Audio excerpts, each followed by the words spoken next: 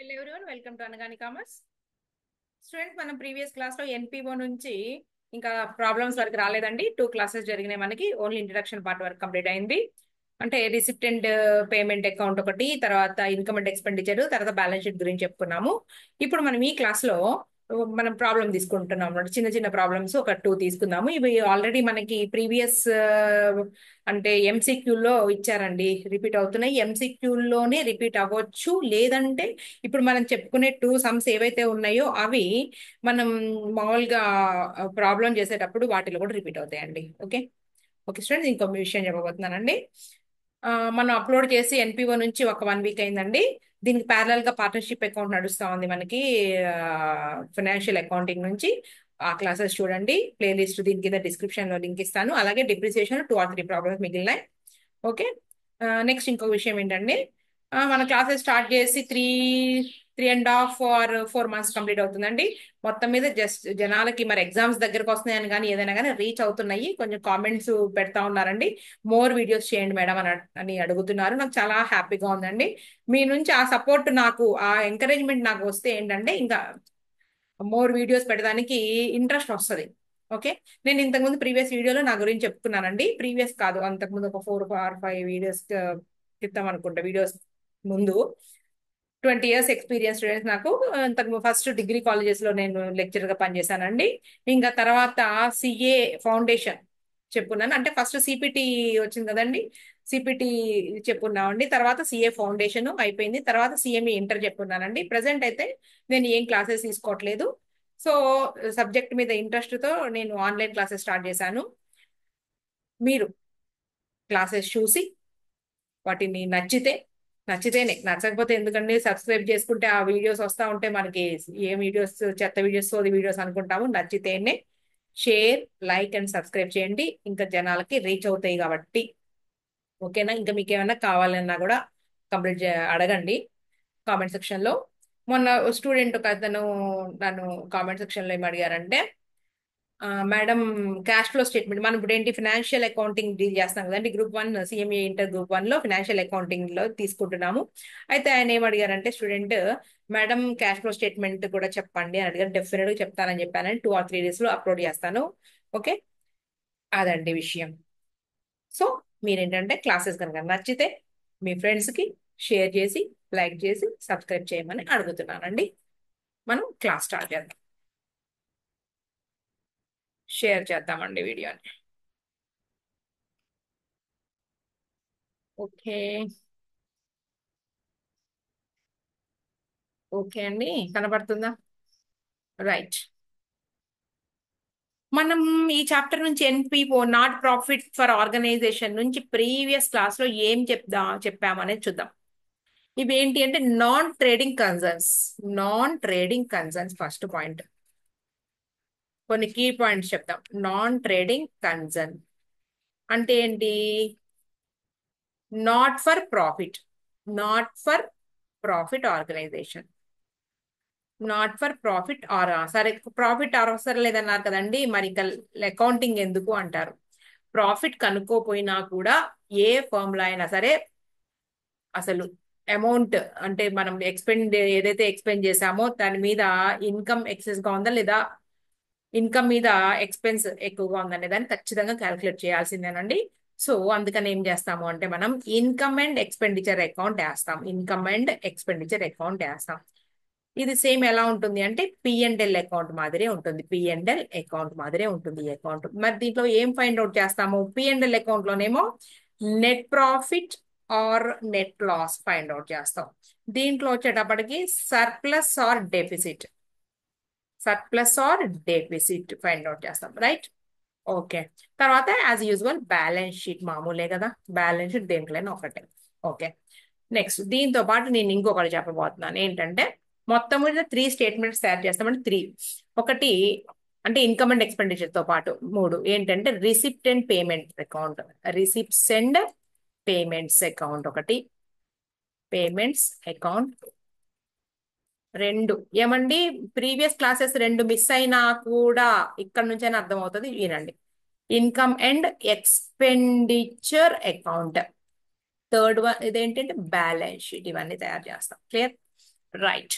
మరి రిసిప్టెంట్ పేమెంట్లు ఏమి రాస్తారంటే చిన్నగా ఒకటి రాసుకో. ఏంటి రిసిప్టెంట్ పేమెంట్లో? All receipts and payments. Key points పట్టుకోండి అంతే. Receipts and payments. Payments all అంటే ఏంటి? Capital or and revenue. Sorry, or కాదు. ఎందుకు ఆర్? And revenue. ఆల్ అంటే అది. All receipts and payments. Okay. Next ఇంకొక పాయింట్ ఏంటంటే మెయిన్ రిసిప్ట్స్ అండ్ పేమెంట్స్ ఏ ఇయర్ నుంచి అంటే ఫ్రమ్ ఎనీ ఇయర్. అది కరెంట్ పీరియడ్ అవ్వచ్చు, ఇదిగోండి కరెంట్ పీరియడ్ అవ్వచ్చు, లేదా ప్రీవియస్ పీరియడ్ అవ్వచ్చు, లేదా ఫాలోయింగ్ ఇయర్ అవ్వచ్చు. ఫాలోయింగ్ పీరియడ్ ఏదైనా సరే, ఎప్పటి అయినా సరే. ఓకే. అది రిసిప్టా పేమెంటా ఏదైనా కానీ మనం క్యాపిటల్ ఆర్ రెవెన్యూ. ఓకే. అది రిసీవ్ చేసుకున్నటువంటి ఇయర్స్, అది కరెంట్ ఇయర్ కావచ్చు, ప్రీవియస్ ఇయర్స్ కావచ్చు, లేదా ఫాలోయింగ్ ఇయర్స్ కావచ్చు. ఏటికి సంబంధించి అయినా సరే రియల్ గా రిసిప్ట్ చేసుకున్న, రియల్ గా పే చేసినా గానీ మనం ఖచ్చితంగా రాయాల్సినటువంటి అకౌంట్ ఏంటి అంటే రిసిప్ట్ అండ్ పేమెంట్ అకౌంట్. గుర్తుపెట్టుకోండి. రిసిప్ట్ అండ్ పేమెంట్ అకౌంట్ లో all current and revenue receipts and payments అన్ని కూడా ఎంటర్ చేస్తాము. అవి related to current period are previous period are following period ఏదైనా సరే. నెక్స్ట్ ఇన్కమ్ అండ్ ఎక్స్పెండిచర్ లో దీంట్లో బయటకు లాగండి. ఏంటి? ఓన్లీ రెవెన్యూ బయటకు లాగండి. Only revenue nature items. First point ఏంటండి? ఓన్లీ రెవెన్యూ నేచరే రాయండి. Revenue nature. Okay. Revenue nature వే రాయండి. నెక్స్ట్ ఇంకొకటి చెప్తున్నానండి. ఇదేంటి అంటే సింపుల్ గా క్యాష్ బేస్ అకౌంటింగ్ అండి. క్యాష్ బేస్ అకౌంట్ రాస్తాం ఇక్కడ. క్యాష్ బేస్ అకౌంట్ అంటే డబ్బులు వచ్చినప్పుడు కళ్ళతో చూస్తే రాయడమే, కళ్ళతో మనం వెళ్ళడం చూస్తే రాయడం. Inflow or outflow. Cash base account. ఇదేమన్నాను? దీంట్లో నుంచి క్యాపిటల్ అండ్ రెవెన్యూలో రెవెన్యూ ఐటమ్స్ బయటకు లాగి ఇన్కమ్ అండ్ ఎక్స్పెండిచర్ తయారు చేయి. నెక్స్ట్ రెండోది only related to current period, related to current year అదే రాయాలి. నువ్వు వసూలు చేసుకో, వసూలు చేయకపో, దీన్ని కరెంట్ ఇయర్ ది రికగ్నైజ్ చేయాలి ఎక్స్పెన్స్ ఆర్ ఇన్కమ్ ని. సో ఇది ఏంటి అంటే అక్రూయల్ బేస్. ఇంపార్టెంట్ పాయింట్ అండి. Accrual base accounting. Accrual base accounting అంటే అది రాని రాకపోని ఆ శాలరీ ఒక 11 months 12 months salary per month 1000 చొప్పున 1,20,000 12,000 రూపీస్ రావాలి. 11 months శాలరీనే పే రావడం కాదండి, ఇక్కడ మనం సంస్థ పరంగా పే చేయాలి. 11 months శాలరీనే పే చేసాము, ఇంకో 1 month శాలరీ పే చేయాలి. అయినా కానీ అవుట్ స్టాండింగ్ శాలరీగా రాయాల్సిందే అక్రూయల్ బేస్ అకౌంటింగ్ ప్రకారం. రైట్. మరి బ్యాలెన్స్ షీట్ దీంట్లో ఏంటండి? క్యాపిటల్ బయటకు రాగండి. Only capital nature. మీకు తెలుసు కదండి బ్యాలెన్స్ షీట్. ఫర్నిచర్ కొంటే రాస్తాము, క్యాపిటల్ ఫండ్ రాస్తాము ఇలా. తర్వాత సరే ఓన్లీ రిలేటెడ్ కరెంట్ పీరియడ్ ఏముంది ఇక్కడ? నెక్స్ట్ ఇక్కడ only capital nature items are recorded in balance sheet. Capital funds అని. ఓకేనా? అలాగే క్యాపిటల్ ఎక్స్పెన్సెస్ ఏవైతే ఉన్నాయో, ఫర్నిచర్ కొన్నా కానీ ఏదైనా ల్యాండ్ అండ్ బిల్డింగ్ పర్చేస్ చేసినా ఇవన్నీ రాస్తాం బ్యాలెన్స్ షీట్ లో. ఇది రైట్. ఇంతవరకు మనకి సింపుల్ గా అర్థం కావడానికి చెప్పాను. అయితే ఇప్పుడు మనం ఏం చేయబోతున్నాము అంటే ఒక సమ్ తీసుకోబోతున్నామండి. ఒక నిమిషం.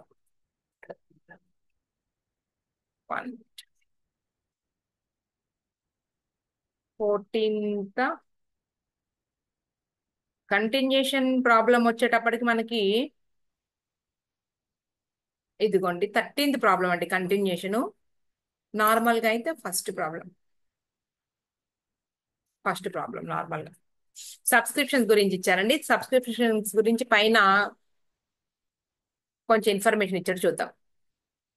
Annual subscriptions are credited to income and expenditure account on accrual basis. Accrual basis మీద మనం income and expenditure account credit చేస్తాము. సంస్థకి సబ్స్క్రిప్షన్స్ అనేది annual income. Next life membership subscription అంటే ఏంటి అంటే లైఫ్ లో ఆ సభ్యుడు ఒకసారి పే చేసేది. Is usually credited to a separate account shown as a liability. Okay. తర్వాత annual subscription appointed out of that is credited to income and expenditure account and deducted from the liability. Thus, the balance is carried forward till the contribution by a member is fully exhausted. If any member dies beforehand, the balance of his life membership contribution is transfer to capital fund or general fund. మనం balance sheet లో liabilities లో చూపిస్తాం ఇది. Okay, ఇప్పుడు మనం problem number 1. On 31st March 2021, a club had subscriptions in arrears of 28,000 rupees. Arrears ఉన్నాయంట March 2021 కి. It went advance 4,000 rupees. ఇది 2021కి advance subscriptions 4,000. During the year ended 31st March 2021. అంటే అర్థం ఏంటి అంటే మనము చేసేటటువంటి ఇయర్ 2021 తో స్టార్ట్ అయ్యి, అంటే ఏంటి, April 1st 21 తో స్టార్ట్ అయ్యి, అంటే 1/1/21 తో స్టార్ట్ అయ్యి 1/1/2021 తో స్టార్ట్ అయ్యి 31st 12 2022 తో ఎండ్ అయ్యేటటువంటి ఇయర్ మన కరెంట్ ఇయర్ అనమాట. క్లియర్? దీనికి ప్రీవియస్ ఇయర్ వచ్చేటప్పటికి, దీనికి ప్రీవియస్ ఇయర్ ఎప్పుడు స్టార్ట్ అవుతుంది? 2020 తో స్టార్ట్ అయ్యి 2021 తో ఎండ్ అవుతుంది. దీనికి upcoming year are following year ఏంటి అంటే 2022 తో స్టార్ట్ అయ్యి 2023 తో ఎండ్ అవుతుంది. ఇది కొంచెం క్యాచ్ చేయండి అండి పాయింట్. ఇదిగోండి, ఇది కరెంట్ ఇయర్ అండి. మనం చేసేటటువంటి సంవత్సరం ఏది అంటే 21 to 22, ఇది కరెంట్ ఇయర్. దీనికి ప్రీవియస్ ఇయర్ వచ్చేటప్పటికి 2020 to 2021 అనేది ప్రీవియస్ ఇయర్. దీనికి ఫాలోయింగ్ ఇయర్ వచ్చేటప్పటికి 22 to 23. ఇది కొంచెం క్యాచ్ చేయండి మీరు పాయింట్. క్లియరా? ఇప్పుడు మనం చేసేటటువంటి డ్యూరింగ్ ద ఇయర్ ఎండెడ్ అన్నారు కదండి, అసలు ఎంత రిసీవ్ చేసుకుంది అంటే 2,08,000 రూపీస్ సబ్స్క్రిప్షన్స్ రిసీవ్ చేసుకుంది సంస్థ. ఓకే, దీనికి అడ్జస్ట్మెంట్స్ అనమాట మొత్తం.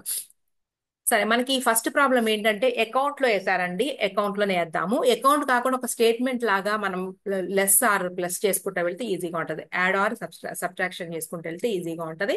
అది నెక్స్ట్ ప్రాబ్లం లో చెప్పారు. రెండు కూడా ఎక్స్ప్లెయిన్ చేస్తాను నేను. మన ఇష్టం, ఎగ్జామ్ లో ఎలా అయినా చేయొచ్చు, నో ప్రాబ్లం. సరే, ఫస్ట్ ఏమన్నారు? A club had subscriptions in arrears of 28,000 rupees అంటే అర్థం చేసుకుందాం ఫస్ట్ మనం బాగా క్లియర్గానండి. 2021లో సబ్స్క్రిప్షన్స్ రావాల్సి ఉన్నాయి, అవుట్ స్టాండింగ్ సబ్స్క్రిప్షన్స్ అంటండి. ఏ ఇయర్ కి? 2021 కి అవుట్ స్టాండింగ్ అంటే క్లియర్ 2021 కి రావాల్సినవి. అంటే ఇది ఏ ఇయర్ కి అంటే ఇదిగోండి, ఈ ఇయర్ సబ్స్క్రిప్షన్స్ ఇవి 28,000 ఏవి అంటే ప్రీవియస్ ఇయర్ సబ్స్క్రిప్షన్స్. ఇవి ప్రీవియస్ ఇయర్స్ కి అవుట్ స్టాండింగ్. అర్థమవుతుందా? ప్రీవియస్ ఇయర్స్ అవుట్ స్టాండింగ్ ఏవైతే ఉన్నాయో ప్రీవియస్ ఇయర్ లో రాలేదనే అవుట్ స్టాండింగ్ అనేది అవి ఏ ఇయర్ లో వచ్చినట్టు అర్థము? ఇదిగోండి, ఈ కరెంట్ ఇయర్ మనం చేసేటటువంటి ఇయర్ లో వచ్చినాయి అని అర్థం. ఓకే, అంటే ఈ 28,000 రూపీస్ కరెంట్ ఇయర్ సబ్స్క్రిప్షన్స్ కాదు, అవి ప్రీవియస్ ఇయర్ ఇప్పుడు వసూలు అయినాయి. సో మనం ఏం చేస్తాము అంటే మైనస్ చేస్తాం. అసలు యాక్చువల్ గా అకౌంట్ లో కాకుండా మామూలుగా మన స్టేట్మెంట్ లో వేస్తే మైనస్ చేస్తాం. నెక్స్ట్, ఈ 2021 లోనే అంటే ప్రీవియస్ ఇయర్ లోనే 4,000 సబ్స్క్రిప్షన్స్ రిసీవ్డ్ ఇన్ అడ్వాన్స్. అంటే ఏంటి?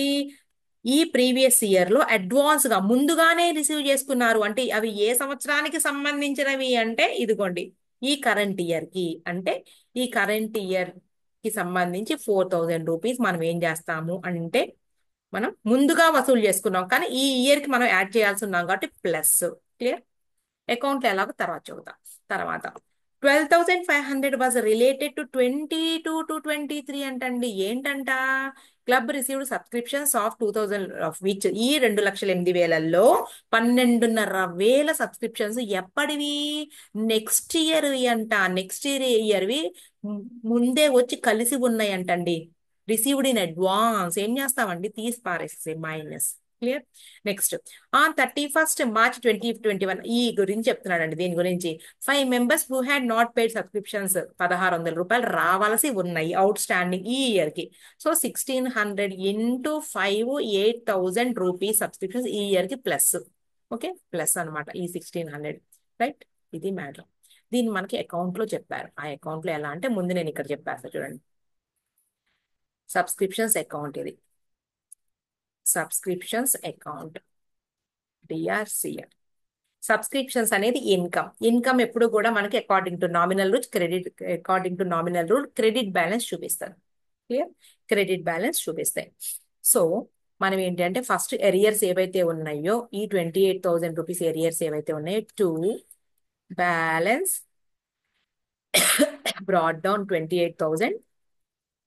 అలాగే ఈ 4,000 రిసీవ్డ్ ఇన్ అడ్వాన్స్ బై ఈ సంవత్సరం అనమాట. అది బ్యాలెన్స్ బ్రాట్ డౌన్ 4000 రూపీస్ ఇలా రాసుకుని తర్వాత రిసీవ్డ్ ఈ సంవత్సరం రిసీవ్ చేసుకున్నారు అంటే ఎంట్రీ ఏంటంటే cash debit what comes in cash account డెటా to అదేంటి ఆ ఇన్కమ్ రికగ్నైజ్ చేయి subscription account so by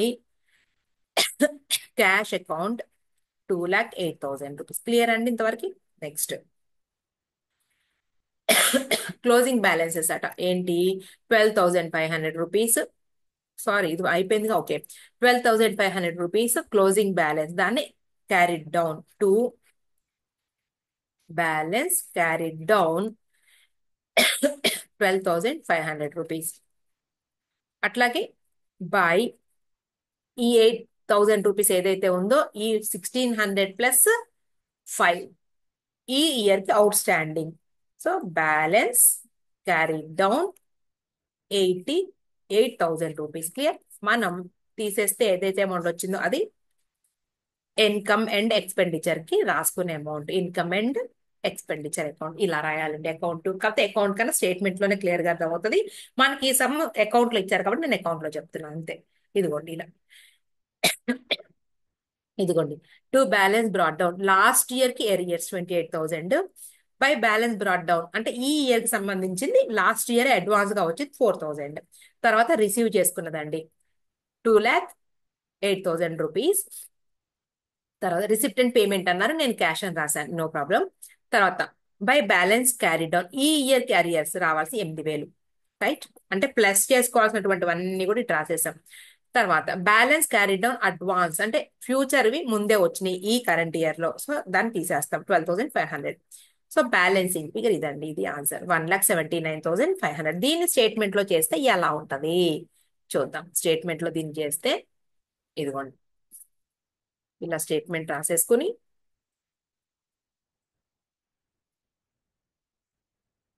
okay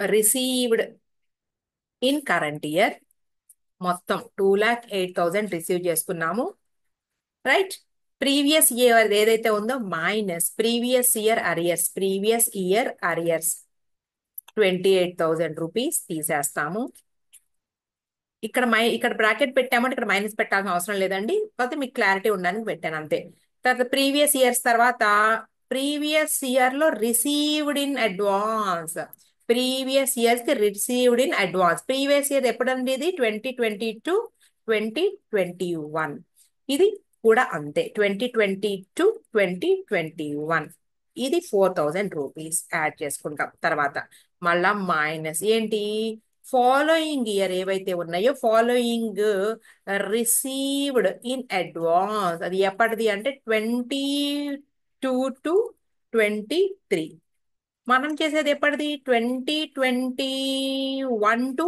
2022 subscriptions మనం కనుక్కుంటున్నాం ఈ అమౌంట్ ఎంత 12,500 రూపీస్ దీని కూడా డిడక్షన్ తర్వాత ప్లస్ కరెంట్ ఇయర్ కి అవుట్ స్టాండింగ్ ఆర్ అరియర్స్ ఏదైనా ఒకటి కరెంట్ ఇయర్ అంటే ఎప్పుడు అండి 2021 to 2022 కి కరెంట్ ఇయర్ అమౌంట్ వచ్చేటప్పటికి మనకి ఎంత అంటే 1,600 into 5 8,000 రూపీస్ ఇంతేనండి మనకు ఆన్సర్ వచ్చేస్తుంది ఇలా స్టేట్మెంట్ అయితే సేమ్ ఇదే మాదిరిగా మనకి నెక్స్ట్ ప్రాబ్లం చేశారు ఎగ్జామ్ మన ఇష్టం అండి స్టేట్మెంట్ లా చేసుకుంటేనే ఈజీ అని నేను చెప్తా The City Sports Club of Surat had received in 2021 to 22 50,000 towards subscriptions. Right, ఇక్కడ స్టార్ట్ అవుతాం subscriptions for 2021 unpaid 5,000 rupees A year కి అంటే దీని ప్రీవియస్ ఇయర్ లో అరియర్స్ అట రాలేదు అంటే ఎప్పుడు వచ్చుంటాయి ఈ కరెంట్ ఇయర్ లో వచ్చుంటాయి క్లియర్ అంటే ఈ 5,000 రూపీస్ ని మనం ఏం చేస్తాము అంటే లెస్ చేసేస్తాము ఈ 5,000 రూపాయల్ని మనం లెస్ చేసి చూపిస్తాము next subscriptions paid in advance ఎప్పుడు కంటండి మనం చేసేటటువంటి ఇయర్ ఏదైతే ఉందో 31/3/2021 worth 1,250 rupees paid in advance okay 1,250 rupees అంటే మనం చేసేటటువంటి ఇయర్ ఏదైతే ఉందో ఆ ఇయర్ కి ముందుగా వచ్చినాయంట received in advance 1,250 rupees subscription paid in advance ఏ ఇయర్ కంటే సారీ అండి ఇది ప్రీవియస్ ఇయర్ ఇది కూడా 5,000 ఏమో అవుట్ స్టాండింగ్ ఓకే ఏది ప్రీవియస్ ఇయర్ కి ఈ 1250 ఏంటి అంటే ప్రీవియస్ ఇయర్ కి రిసీవ్డ్ ఇన్ అడ్వాన్స్. ఏ ఇయర్ వి? ఈ ఇయర్ కి సంబంధించినటువంటి కరెంట్ ఇయర్ వి ముందుగానే వసూలు చేసుకున్నారు అంటే అది కరెంట్ ఇయర్ కి రిలేటెడ్. సో 1250 రూపీస్ మనం యాడ్ చేస్తాము. సో ప్లస్ ఈ 5000 రూపీస్ మైనస్. నెక్స్ట్ ఇంకా పాయింట్స్ 1000 రూపీస్. ఈ 1000 రూపీస్ 33/2/2022 కి ముందుగా రిసీవ్ చేసుకున్నారంటండి. అంటే ఫ్యూచర్ లో ముందుగా రిసీవ్ చేసుకున్నారు. ఫ్యూచర్ లో అంటే ఈ 1000 రూపీస్ ఏ ఇయర్వి అంటే ఫ్యూచర్ ఇయర్వి 1000 రూపీస్. ఓకే. సో ఈ 1000 రూపీస్ ని మనం రిసీవ్డ్ ఇన్ అడ్వాన్స్ లెస్ చేస్తాము. తర్వాత ఈ 2250 ఏంటి అంటే సబ్స్క్రిప్షన్స్. మన కరెంట్ ఇయర్ కి రిసీవ్ చేసుకున్నటువంటి సబ్స్క్రిప్షన్స్ కరెంట్ ఇయర్ కి అవుట్ స్టాండింగ్ అనమాట. మొత్తం 4 పాయింట్స్. ఓకే. ఈ 5000 ప్రీవియస్ ఇయరే, అలాగే 1250 కూడా ప్రీవియస్ ఇయరే. ఈ 5000 ఏమో అవుట్ స్టాండింగ్ కాబట్టి ప్రీవియస్ అవుట్ స్టాండింగ్ ఈ ఇయర్ లో రిసీవ్ చేసుకున్నాం కాబట్టి లెస్ చేస్తాం. ఓకే. ఈ ఇయర్ వి ప్రీవియస్ ఇయర్ లో రిసీవ్డ్ ఇన్ అడ్వాన్స్ కాబట్టి ఈ ఇయర్ వి కాబట్టి మనం యాడ్ చేస్తాము.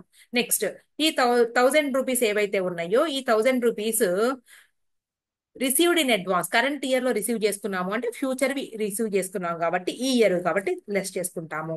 తర్వాత 2250 ఏంటి అంటే ఈ ఇయర్ కి అరియర్స్ అనమాట, లేదా అవుట్ స్టాండింగ్. ఓకే. ఇదిగోండి సేమ్ అదే మాదిరిగా చేశారండి. Subscriptions received during the year 50,000. Subscriptions out standing ఇదిగోండి 31/3/2022 కి అవుట్ స్టాండింగ్ 2250 రూపీస్. క్లియర్. ఈ ఇయర్ కి రావాల్సినవి ప్లస్ సబ్స్క్రిప్షన్స్ అవుట్ స్టాండింగ్ ఎప్పుడు ప్రీవియస్ ఇయర్ కి రావాల్సినటువంటి ఏవైతే ఉన్నాయో ఈ ఇయర్ లో వసూలు చేసుకున్నాయి దీంట్లో కలిసి ఉన్నాయి కాబట్టి మనం లెస్ చేసేస్తాం దీన్ని. So 5000 rupees less subscription paid in advance 31/3/2021 అంటే ప్రీవియస్ ఇయర్ లో ముందుగానే రిసీవ్ చేసుకున్నారు అంటే అవి ఏవి అంటే కరెంట్ ఇయర్ వి. సో యాడ్ చేస్తాము. తర్వాత సబ్స్క్రిప్షన్స్ రిసీవ్డ్ ఇన్ అడ్వాన్స్ ఈ కరెంట్ ఇయర్ లో ముందు సంవత్సరం ఈ అంటే రాబోయే ఫాలోయింగ్ ఇయర్ రిసీవ్ చేసుకున్నాం కాబట్టి అవి ఈ ఇయర్ కాబట్టి లెస్ చేస్తాము. ఇదండి మనకి సమ్ ఇలా చేయాలి. ఓకేనా. ఇంతే. మనకి ఎంసీక్యూలు అడుగుతారు లేదంటే సమ్ లో కూడా మనం చేయడానికి ఇది అవసరం అవుతుంది. ఈ సబ్స్క్రిప్షన్స్ కాదండి దీని మీద మనకి రెంట్ మీద చేయమంటారు. సమ్ లో అడుగుతుంటారు రెంట్ మీద అవ్వచ్చు లేదా కమిషన్ మీద అవ్వచ్చు.